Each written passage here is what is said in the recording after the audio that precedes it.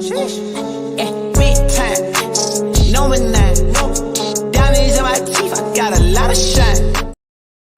Ho, ladies and gentlemen, welcome back to the DFS Army Fantasy Football Show. I'm joined today by my guy, Mike Dickinson. I'm, of course, your host, Flex Shane. Mike, we are here to talk about NFL Week 10, our favorite flex plays of the week. It's an interesting slate. I don't know. There's a few teams on bye, obviously, but some interesting injuries, which are creating opportunities for some of the guys we want to talk about today. And yes, we got Clipboard Jesus in the chat talking wet blanket. Yeah, actually, you might notice that we're recording a little early this morning on a Saturday morning. I drug my ass out of bed to accommodate Mr. Mike Dickinson, who is doing family stuff today, which is all good. But yeah, Clip, we are early today, so thank you those of you who are here to join us. We will answer your start sit questions, so send us your questions in the chat. That's why we're here. But ultimately, Mike, how you been, brother? It's been a few weeks since we took last week off. Some scheduling conflicts, weren't able to get on the weekend. But how you been, man? Yeah, I'm good. I never thought I would be sad that I don't get Jameis Winston to throw in some of my lineups this week, but here we are on the emotional roller coaster that is fantasy football and Week 10 of the NFL season. You know what? Can I just go on a little bit of a rant here, Mike? In terms of Please. Like an emotional roller coaster here, it's not like I get part of fantasy football is players get injured, right? Like I have one team where I have both Chris Olave and Dak Prescott on it, and I'm sitting there, and this just happens to be my league with my most shallow benches. Is 5 players were allowed on their bench, right? So between bye weeks and then these teams just refusing to put your players on IR, you have to like shoulder these players. So we're at the point now. Okay, so we're NFL Week 10, Mike. Okay, so you're on a shallow bench. You've got a player like a Chris Olave. He's probably going to go on IR for about 4 weeks. One, if you have no IR designation, are you cool dropping him if you've got a 5 or 6 player bench? Or is this guy a guy you just have to keep for 4 weeks and shoulder him for a month? I'm almost at the point where I don't think he's going to be a difference maker down the stretch. Are we cool to drop him? Yeah, because when he comes back, so say they make the move tomorrow, so they put him on IR ahead of Week 10. He's out 4 weeks. He comes back Week 14. He's out 10, 11, 12, 13. He's back Week 14. Depending on your league setup, that is either a week where your playoffs may be starting. That might be a little bit early, or it's the week before. Week 15 now. Or you might be in a situation where you need to win now. You need to win Week 14 to get in, and he's been too inconsistent for me this year. Like, I've always been an Olave truther. That, the year that it was Burks, London, Olave, and Wilson coming out, I had Olave and Wilson as my top 2. I like the guy, but he can't stay healthy. And I know that I think Carr might have put him in a bad position with that throw. That was a whole Michael Thomas tweeting about that. But he seems to be injury prone. So I don't know that I would trust him. I have him in a keeper league, and I dropped him. I can't keep him this year because of how many years I've kept him on my bench, and I drafted J.J. McCarthy in like the 17th round, and I have him in my IR spot. It's only one IR spot, so like that's the kind of decision that I'm making. I dropped him. I'm not keeping him next year. Nobody else in the league can keep him because of the settings. So I just don't trust him. He's let you down a little bit. So, but I think it's a league by league thing. Like, you might be dinged up on buys Week 14, and you might need him when he comes back in 14. So, but me, I'm dropping him. Yeah, and here's the thing, right? Let's just say you're kind of struggling, and if you've been rostering Chris Olave and he was your round 2 pick, you might be struggling a little bit. It might be one of those situations where if he comes back Week 14, it's do or die that week to get into the playoffs because you're right on that bubble. I wouldn't freaking trust him anyways. So at that point, you're hoping for a playoff run, and like the Saints are not like, obviously they fired their head coach Dennis Allen last week, and after, like, Carolina is one of those teams where when you lose to them, that is a fireable offense. So we'll see how the Giants fare this week with Daniel Jones and whatnot. But yeah, man, it's interesting. So it's a fun week. So let's get into it. Let's talk about some of our favorite flex plays of NFL Week 10. He's my best friend. He's my pal. He's my homeboy, my rotten soldier. He's my sweet cheese, my good time boy. Michael, it's been a few weeks since we've chatted, so I'm going to go to you first. Tell me your first flex play of NFL Week 10. All right, so my first flex play is a little bit about flex plays for this week, and it's also a little bit about kind of some strategies and trends that you see when you hit Week 10 and on in the season. So I'm going to go – I'm not hugely confident about this flex play, but this is a little bit of a gut thing to me, and it's looking at a little bit of a shorter look back, a short-term sample size. I'm going to look at Rome Odunze. So – okay. Yeah. So – the Bears get New England this week. Christian Gonzalez is probably going to shadow DJ Moore. And DJ Moore hasn't done a ton for you lately anyway. He has these high target games, but he's only put up 100 yards once this season. Odunze's put that up twice this season. And if you look at what he's done for you, let's go back and let's look at the last 3 weeks, or the last 4 weeks. So he's gone 6 targets, 2 targets, 6 targets, 7 targets, 3 red zone targets. He gave you 9 in those weeks, 9, 8.4, and 15.4 points. So it's kind of iffy, but looking at the body language of DJ Moore last week, this was my fear with the Bears offense this year, was that Waldron wasn't savvy enough, wasn't a great OC, and the whole thing was just going to crumble. So I think we've reached the point in the season where you're going to see Caleb Williams start to just say, you know what, if I'm going to get that kind of effort out of DJ Moore, I'm going to stop looking his way. The guy walked off the field in the middle of a play, and that's something, whether or not the coaching staff chooses to bring it up in meetings, that's something that quarterbacks see when they go back and watch film. So, I know that Brandon is in love with Caleb Williams. He thinks he is the next coming of Mahomes, and his skill set belies that, but it's a question of how he's going to develop in the NFL. So I think that we've kind of reached a point where he says, you know what, I've relied on myself to get to where I am right now, so I'm going to kind of lean into what I know and the guys I'm comfortable with. And those guys came into the league together. They were both drafted in round 1.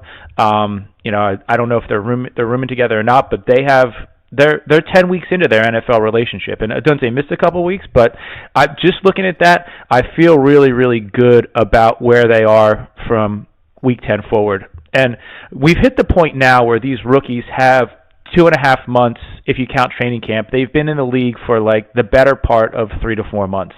So they're getting a feel for what the weekly cycle looks like. Like, it's a longer, more grueling season than the NCAA season is. It just is. They're playing against the best competition they played in on any given week in the NCAA every single week. So getting hit like that, putting your body through that, it's different. And when they're in college, they're balancing classes and they're balancing all sorts of stuff like this. This is their job. They're living it. They're breathing it. They're eating it. They're sleeping it every single hour of every single day. So they're kind of settled into it now. We started to see Ladd McConkey emerge a little bit. We're starting to see Rome emerge a little bit. And if you look back, Week 10 on is where we've kind of seen some of these breakouts. Going back and looking last year, we had the late season Kyron Williams breakout. We saw David Njoku emerge there. We saw David Njoku emerge late last season. If you look back to Amon-Ra's rookie year, he emerged late in his rookie year. Jahmyr Gibbs really popped at the end of the year last year. So you drafted these guys for a reason. You like their talent. You like their setup. So if you've held on to them, great. If not, try and go out and get him, because, Rome he's like wide receiver 48, 54 in the season. He might be on your wire, and if you're in a desperate spot, especially if you have these buys, Week 12, Week 14, he could do you a solid. Yeah, well, okay, so this is interesting. So we got a question, and Clipboard Jesus, I promise I'll get to your question here in a second on CMC, but this is a timely question. So Nick in the chat, on a 0.5 PPR, we did 1 receiver and 1 flex, okay? So I'm bringing it up now because there's a couple players you brought up. So you got BTJ, Ladd McConkey, Rome Odunze, Calvin Ridley, or Austin Eckler. So if we kind of just break it down, we just talked about Rome. And, it's going to be interesting this week. So the Patriots are obviously playing in Chicago, and they've kind of been Chicago's been pretty flat. So of this group, are we going to go with a get-right game with Chicago? You got BTJ, which on paper, I would say he would probably be my top pick for the receiver position, but Trevor Lawrence is projected to probably maybe not start, right? It sounded like they were kind of wishy-washy when they were talking about the injury status, but it sounded like it's going to be a Mac Jones week this week. So we got BTJ, you got Ladd McConkey, which I kind of like that, right? Ladd's starting to get a lot of the targets, and listen, those Chargers are starting to look like the team that we kind of thought they could be, right? So there's that. We got Roma Duzza, who we've talked about. Calvin Ridley, I would lean towards him. But the problem is that when you look at the matchup tool over at dfsarmy.com, you look at the implied team total this week for Tennessee, Mike, and it's 15 points total. So that's just going to be a really tough environment for them going up against the Chargers, the aforementioned Chargers. And then you've got Austin Eckler. And so actually, spoiler alert, he's one of my guys I want to talk about today because I like the game environment. I like the fact that Brian Robinson is injured this week. So for me, of this group of guys, it's on the wide receiver position. It's probably between BTJ and Ladd McConkey. But I like the idea of getting Austin Eckler in as my flex. So I just wanted to see, did you have a lean of two of these guys? Yeah, I would go McConkey and Eckler myself. Okay, yeah, that's fair. I think that if Trevor Lawrence was to play, I would lean BTJ over Ladd McConkey, but just specifically because it's a 0.5 PPR, right? Like BTJ is probably going to have a higher chance of getting in the end zone. But I also don't really trust Jacksonville, right? It looked at the implied team total going up against Minnesota. Minnesota's a 7-point favorite in that game. So that one could be a bit of an environment where they're throwing to BTJ, but also could just be an absolute disaster. So probably the safer picks are Eckler and McConkey. If you're going for upside, Nick, if you're an underdog in this one, I might lean BTJ over McConkey, but I think that's pretty solid.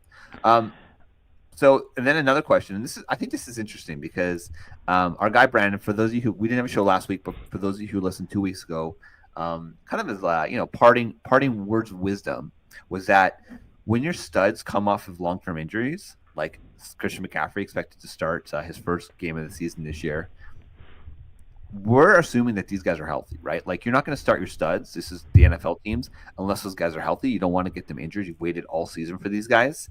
So CMC's coming in. He's going to be healthy. Now, is it going to be the 90% snap share that we normally see with CMC? Maybe not, just because Jordan Mason has played so well. But I am at the point where, man, if I have CMC, I've been chomping at the bit for 10 weeks to get this guy into my lineup. And I don't care who you have. I'm not going to be that guy who benches CMC week 1 when he goes off this week. What do you think about that? No, 100%. They wouldn't put him in. I mean, that they're in a position where they can still win that division. It's an uphill battle, but they can still win that division. At the very least, they're looking at a wild card spot. This was always a long-term play for them. They always wanted him for the end of the season and the playoff run. I mean, the guy had over 400 touches when you look at all told between regular season and playoffs last year. They went all the way down to the Super Bowl. So that takes a toll on your body. It doesn't matter how elite of an athlete you are. So, yeah, I'm playing CMC this week. Yeah, to me, it's kind of a no-brainer. Well, I guess it's not a no-brainer, right? People are reluctant, but yeah, you got to start your studs, and let's go with that. So, okay, I'm going to talk about just dovetailing with Nick's question here. I'm going to talk about my first flex player, and that is the aforementioned Austin Eckler. So, what we've seen this season is that he has been a secondary option behind Brian Robinson because B-Rob has been super effective, but Austin Eckler continues to get a lot of work through the air, Mike. So here's the crux. So they're going up against the Steelers, right? So on paper, not the best matchup from a running back perspective. And we saw on total his route participation was 40% on the season, but last week it was down to 22%, Mike, just because he was playing as the lead back. But I don't think that's necessarily a problem because he also had his best fantasy week of the season last week, being the stud. So you balance out good opportunity. We still like him as an explosive player. So look at this efficiency on the season. And this, I had to double check this because this seemed odd to me. But when you look at his yards per touch, okay, this is Austin Eckler's efficiency on the season. He has 7.4 yards per touch, which ranks number 1 amongst the running back position. His explosive rating is 118. This is per playerprofiler.com, which ranks number 4 in the league. And his 2 yards per carry is number 8 at 5.0. 2 yards per carry, 5.6 yards on the season. So you look at all the peripheral numbers, and Austin Eckler hasn't quite gotten the usage that we'll typically see from a season, but we know this guy's getting a little bit older. And the thing is, I just like getting a piece of this Washington Commanders, man. Like, they're a fun team to watch right now. They're super efficient. You talked about, that transition from the college game to the NFL, Mike. Like, Jaden Daniels didn't miss a beat. No. And here's the thing. Can I just one more thing? One more thing, okay? We spend so much time identifying rookies we like, going through the draft process, all this stuff, right? And so much of it comes down to the character of the player. I look at a guy like Jermaine, what's his name? Help me out here. The Cincinnati wide receiver. Oh, Jermaine Burton. Jermaine Burton, excuse me, thank you. So he did play last week, but he missed the previous week because he was missing meetings. There's photos of this guy in a casino late at night, like on the freaking slot machines. Like, I saw that. He had so many red flags, right? And then on the complete opposite side of the spectrum, you've got a player like Jaden Daniels, who he's done everything right in his career. Now, one of the criticisms coming in was just maybe he's a little bit too small for the type of game that he plays. But let me tell you, Mike, the games and the situations have been too small for this player. So I like the idea of getting shares where I can on players on the Washington Commanders, and that includes Austin Eckler this week, even though it's going to be a tough matchup going up against the Steelers. And that'll be a good test for the team because the Steelers are quietly good. Yeah, here's the other thing you like about that is the Steelers are good. They have a very, very staunch rush defense, but they're giving up about 5 catches and 40 yards through the air to running backs this year.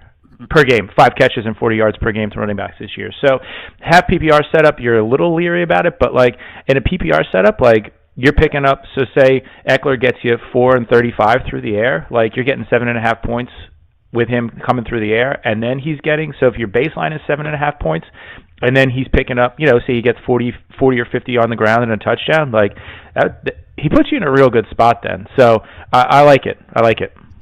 Well, and then you look who's back up. It's Jeremy McNichols, right? So, like... well, so they brought Chris Rodriguez in as the hammer to close out the game last week. So I wonder if we see the transition from Rodriguez to nickel. I liked Rodriguez as a late round guy coming out last year. I thought he had a shot. I actually thought he had a shot to supplant Robinson, but that turned out not to be the case. But I kind of like him as... What you wonder is, and you hope this isn't the case, but what you wonder is if what they saw, and they slot him in more to the B-Rob role and keep Eckler in the complementary role. This was I remember this was probably 4 or 5 years ago when Ingram and Kamara were the dual backfield in New Orleans, and everyone was thrilled when Ingram went down. They were like, "Oh my God, Kamara's going to get it all," and they didn't. They kept Kamara in the same role and gave it to the next man up. So for Washington, that's something that you might want to think about, because now they're starting to pivot. They're starting to look at what their stretch run would look like. So they're like, all right, we got to keep this guy, we got to keep Eckler healthy through the balance of the season, so maybe let's manage his workload a little bit. So I love it as a flex play, but temper your expectations. Yeah, so I'm playing Austin Eckler as probably like a low-end RB2 with, high end upside. Yep. Yeah, and absolutely. Finished last week as the as the running back 13. With 17 PPR points, like that's exactly what you're looking for. Yeah. Yep. Yeah, and know that on any given week he can take off and he can explode. That's just it. All right, bro. Yep. Give me your next guy. All right. So my next guy, I'm going to. This isn't sexy, and I know that he's been on the wrong end of these snaps a little bit, but I'm going to Tampa Bay. I'm going to Rashad White for my next play. So let me pull up my handy dandy my DVOA here. And they are... So they're, of course, going up against San Francisco. Yep, so San Francisco is kind of in the same boat as Pittsburgh is with what they give up through the air. So San Francisco is 37 catches on the season, 304 yards. So they're kind of in that same boat as what you're looking at through the air. He's still down. Tampa Bay is still down weapons, and I don't think the Tampa Bay defense is going to be in a position where they can contain San Francisco. San Francisco is coming off their bye. They're getting CMC back. They're getting Debo back healthy. They're getting Kittle back healthy. They're getting. They have. It's not Ayuk. They have Juwan Jennings back. They have Pearsall who's back healthy. So San Francisco has their full complement of weapons. I think that Tampa Bay is going to be in catch-up mode. Bucky Irving is getting the lion's share of carries, but Rashad has proven himself in the passing game. That was kind of his profile coming out of college. We liked him for that, and we've seen that. So, like, you look at who Baker's going to throw to. He's going to throw to K-Dot, and he's going to throw to Rashad, and then pick the receiver that you think he's going to throw to. But I think Otten and Rashad are both safe plays this week for flex territory. Clipboard in the chat. Let me just say, Kate Otten. He was your guy coming out of college, and listen, opportunities come, and he's taking it where he can. Oh, I hear you. See, I knew it was coming. A small town college tight end. Okay, yeah, man. I can't really complain about Rachaad White. It's funny. Like him and Travis Etienne were fantasy league winners last year, and both of these guys all of a sudden are like being supplanted by their backups with Tank and with Bucky. But the fact that Rachaad is going to get you points through the air, like that's what keeps him viable every single week. I've got him in too many leagues, frankly, a lot of my dynasty leagues, and I'm starting him pretty much everywhere this week. Just you gotta go up to those targets. If it was 0.5 PPR and under, are you a little bit more hesitant or? Yeah, in a half PPR setting, I am a little bit more hesitant, but I still think he has the touchdown upside, and I think that it could be a garbage situation where it's like fourth quarter, end of the game, they're trying to rally, make a comeback, and that's where he chunks off. He doesn't have to. The nice part is he doesn't have to come off the field in the hurry up situations. So like if they get in 2 minutes, he doesn't necessarily have to come off the field. He's been dinged up a little bit. It hasn't been great, but yeah, I'm still half PPR. I'm a little bit more leery, but I'll probably still roll with him. Yeah, in that setting, you're banking on touchdowns anyways, right? Rashaad's just as likely as a lot of these other fringe RB2s. Yep. Get in the box. So yeah, I don't have a problem with that at all. Okay, let's move right along here. And so we're going a little quickly here just because we're a little bit pressed for time. We've got to do a tight 45 minutes today, ladies and gentlemen. But yeah, keep asking those questions. We'll answer those questions as they come in. Okay, so player I want to talk about is Josh Downs. This week he's going up against the Bills. And, I mean, very simply, like let's get away from complex analysis here, Mike. Two things. One, Michael Pittman is hurt. Two, Joe Flacco, old man Joe Flacco, is peppering Josh Downs with the ball. In games where Josh Downs and Flacco have been paired up together, we've got 9 targets, 12 targets, 9 targets, and the last week 9 targets. So we like the fact that it's being peppered. Obviously, it's a bit of a challenging matchup going up against the Buffalo Bills, but it's a little bit closer than you would think. So the actual implied team total for Indy's 21 and Buffalo's 25, which, if my math serves me correct, a 46.5 over-under for a game of this caliber is pretty good. Now, I definitely expect Jonathan Taylor to be involved, and for the Colts to win this game, they have to keep the ball out of Josh Allen's hands, right? So that's one thing you kind of worry about a little bit, but then you think, okay, what's another safe way to just move the ball? It's these short yards, slot snaps or slot passes going to a player like a Josh Downs, and we're banking 100% on the just getting peppered with targets this week, and they don't have too many other players. Like Alec Pierce has shown his moments. We've seen it, right? A.D. Mitchell, and both you and I were a little bit reluctant on this guy, and so far in his rookie season is kind of played out. Now, I like the talent, think he's an athletic guy, but it's going to take a little bit of time for him to be a real difference maker, which means it's going to be Jonathan Taylor, it's going to be Josh Downs, it's going to be very consolidated, and I'm chasing the targets here, Mike. Like, what am I missing? Yeah, you're not missing a goddamn thing.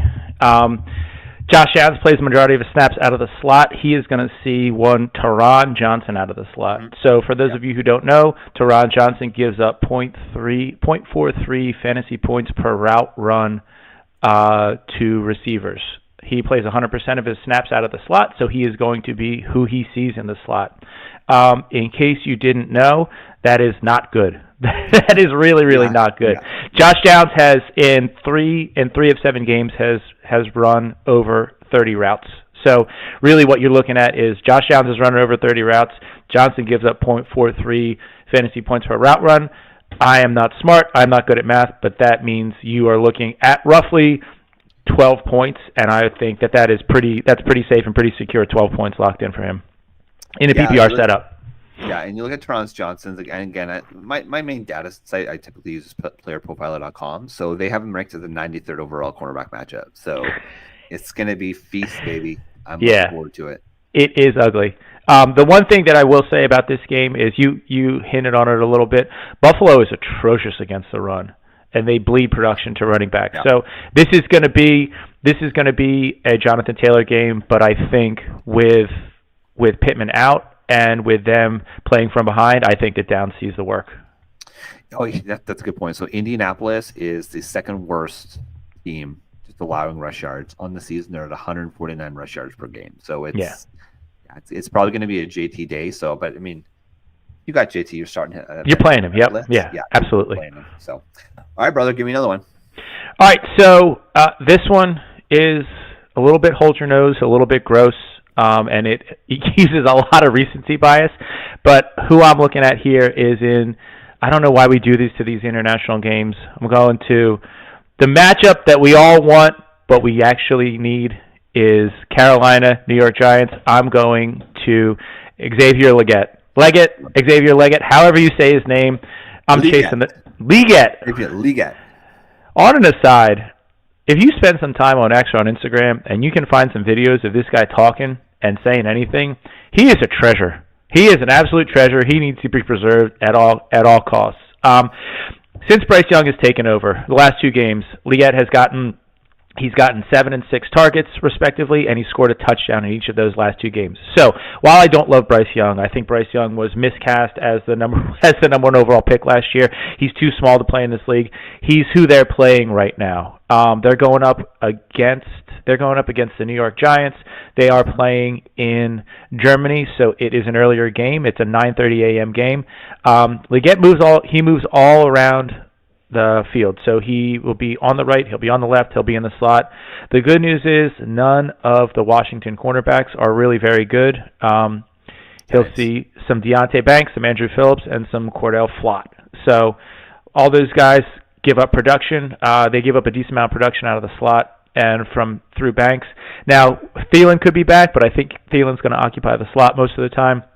They moved on from Deontay Johnson, so they have Jalen Coker, who slid into his spot a little bit. So this could be kind of a sneaky game. Like if I have, I kind of went back and forth between Leggett and throwing Wan'Dale Robinson in there because for as bad as the New York corners are, the Carolina corners are just as bad. You look at who Wan'Dale's going to see. Obviously, if you have Neighbors, you're starting him, but yeah. Wan'Dale Robinson is going to see a decent amount of Dane Jackson, and of the three cornerbacks that Carolina has, Dane Jackson gives up the most production. You know, we're looking at Robinson is running about 30 routes a week, and Dane Jackson is giving up 0.43 fantasy points per route run. So Wan'Dale's another one you could slide in there, and you know you kind of pivot off of Neighbors. You could play Wan'Dale as well. Yeah, I know. I like that. Just real quick here in the chat, do you think Richardson's done in Indy, Mike? I don't think that he is. I think that he needs some time to marinate. I think that I like and hate the move to Flacco for different reasons. Like from a developmental standpoint, this guy was the 4th overall pick. Like you got to see what you have with him. He's played less than 20 games. He doesn't have a ton of experience. So from that standpoint, you like to see what you have with him. Now, what you have to do is balance that decision with losing the locker room. So if you have a guy in Flacco who you know can at least operate the offense, and you have guys in that locker room that are going and fighting every single week, at a certain point, the kind of rumblings become too loud to say, you know, Flacco's better for us right now. At least get him on the field so we got a shot to stay in these games. It's not an indictment on Richardson from that standpoint. I think it's the right thing to do. Let the guy learn. Let him get the practice reps. Flacco doesn't need the practice reps. He's been in the league for 105 years. He doesn't need Wednesday and Thursday reps. Let him go through the walkthrough. Let him be part of the game plan. But let Richardson get those practice reps. And let him get his feet under him, and then see where you're at with him next offseason. Somebody may make an offer for him, and they might deal him. They're going to have a high overall draft pick next year. You know, they could be they finally have recouped everything from the Chicago trade, so they're now at the point where they're going to be picking in the first round again. They could go back and grab a quarterback this coming offseason. So I don't think his days are done, but I think if you have him on a redraft team, you can drop him. Yeah, no, I definitely echo that. Okay, so a few other questions here, and this one's just nasty coming from Clip. Odell Beckham or Tim Patrick? Injuries and bias are killing me. I think you got to go Odell here, right? Just going for that. I think it's Is that the Monday night game? Yeah, it is. It's the Monday Uh, night game. Dolphins versus Rams. oof. So, and here's the thing, right? You know, it's funny. Like start of the season, this was probably like a fun little matchup. Like week 5, this would have been like an absolute vomit fest. But this is kind of a sneaky little fun matchup again on a Monday night. Yeah, I'd go Odell. Yeah, I would too. Jameson Williams' suspension got overturned, so he is back. He's back, yeah. Yep. There's just not a lot of meat in that bone. And then like Detroit right now, they're kind of a run-first team. So I just don't trust Tim Patrick at all. Frankly, I don't really trust Odell either. But of those two, I prefer Odell Beckham. Absolutely. So just go back to the Carolina game. We talked about Christian McCaffrey. Okay, so he's coming off injured reserve. He's starting this week. Another player that's going to be playing in Germany, Jonathan Brooks. So he was a second-round running back. He was my top-graded running back. I think he was the top-graded running back for a lot of analysts coming into the season. Obviously, the injury, the ACL coming off this college season last year was, I think, one of the reasons, A, he fell, but B, why we're a little bit reluctant here to play him. And the thing, too, is that, and I respect this, okay, $8 million a year isn't a lot to play, but Chuba Hubbard got paid, okay? They paid him. They made a commitment to him because he's kind of one of those lone bright spots for the Carolina Panthers this season. But Jonathan Brooks is back. What is your level of confidence starting him? Like, if you were to just blindly rank him, say 1 to 36, is he an RB3 this week, aka a flex consideration, Mike, or is he just let's wait and see what happens? He is a wait and see what happens to me. Yeah.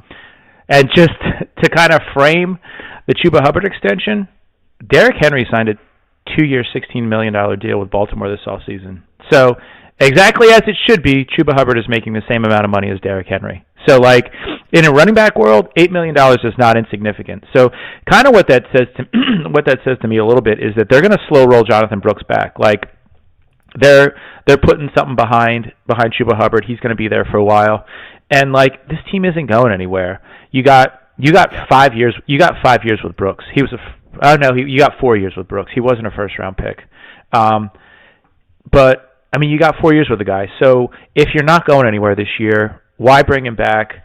Why risk that? And, you know, we see it with the NFL running backs. You saw it with Javonte Williams last year versus this year.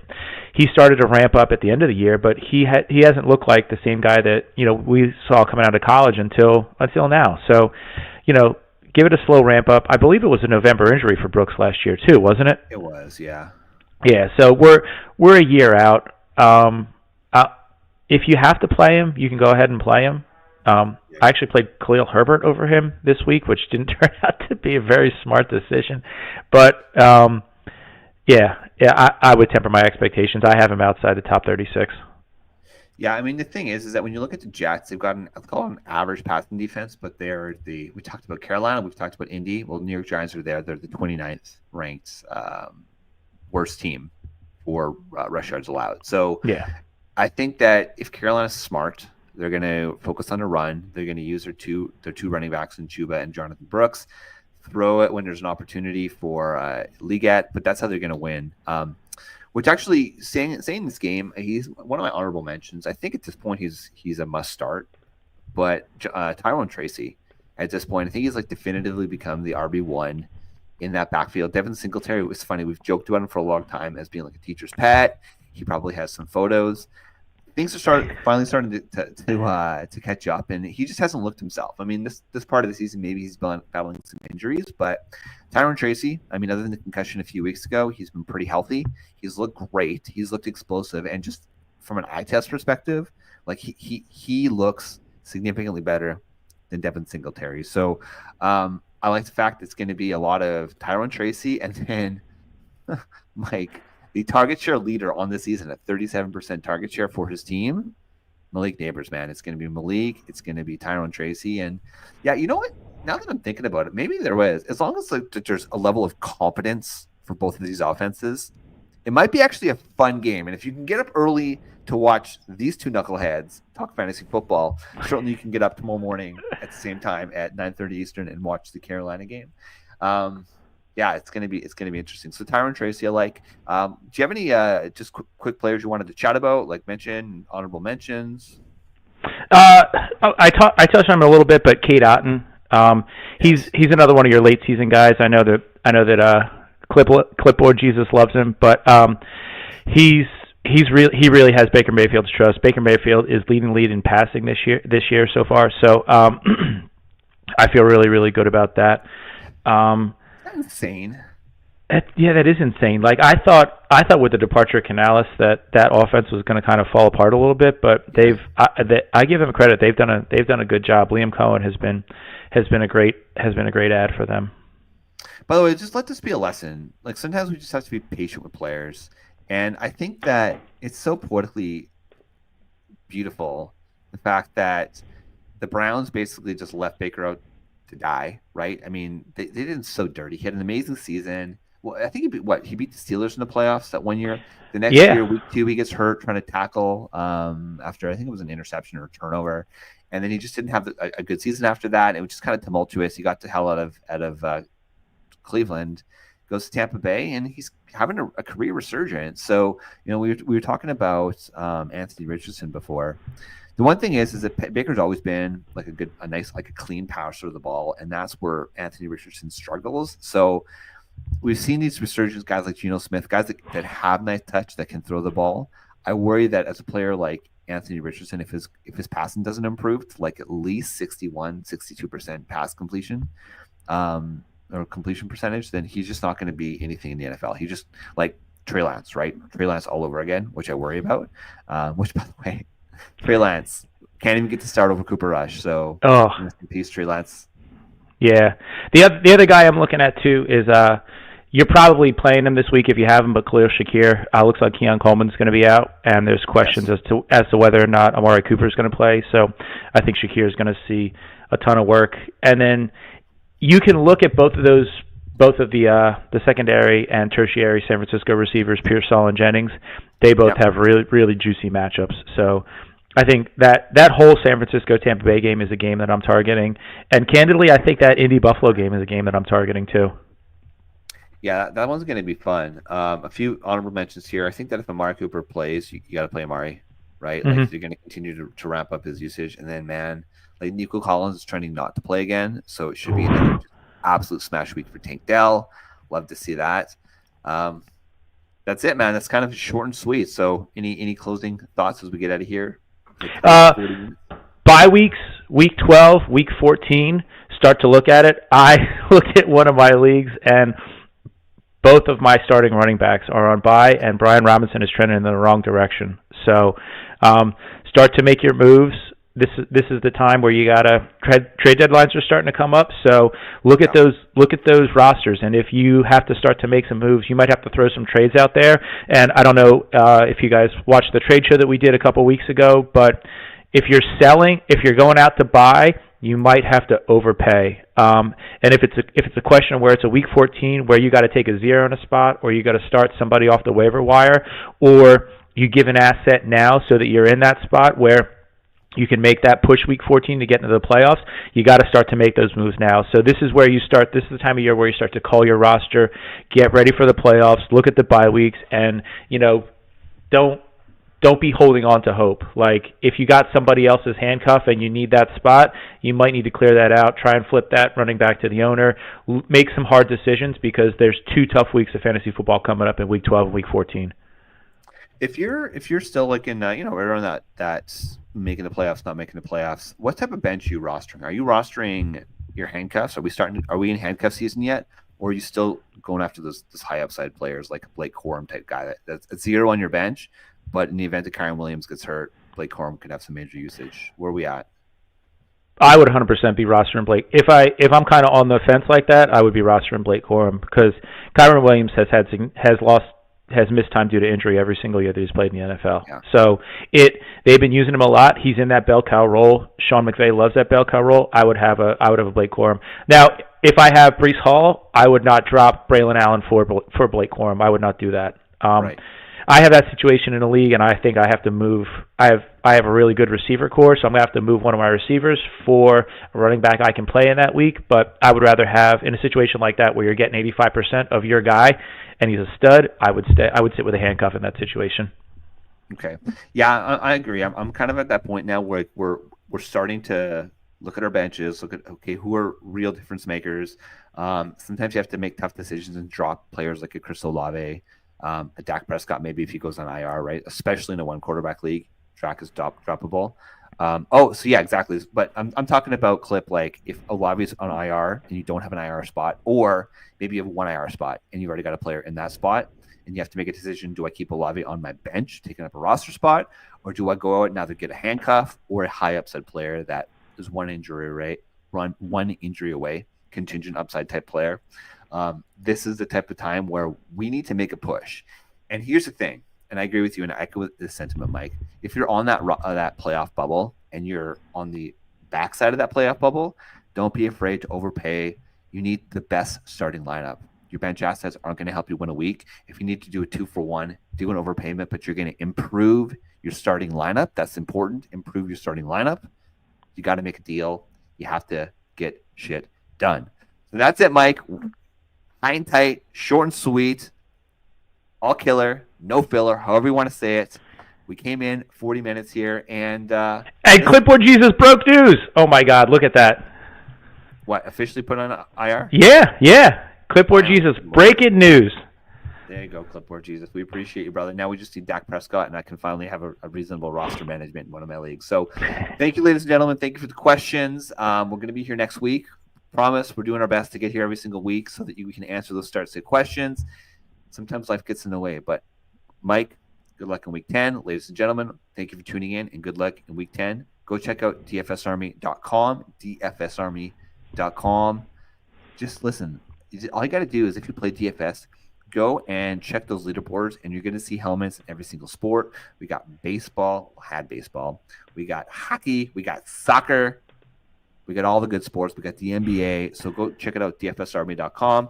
I like to use the matchup tool on the website for the NFL matchups. I like to, get my own ingredients, make my own decisions. But if you don't want to do that, we also have, our flagship tool, the Domination Station. It helps you build your DFS lineups. So go crush it now. So for Flex Mike, I'm Flex Shane, and we are the DFS Army Fantasy Football Show. Sheesh. Big time. No man,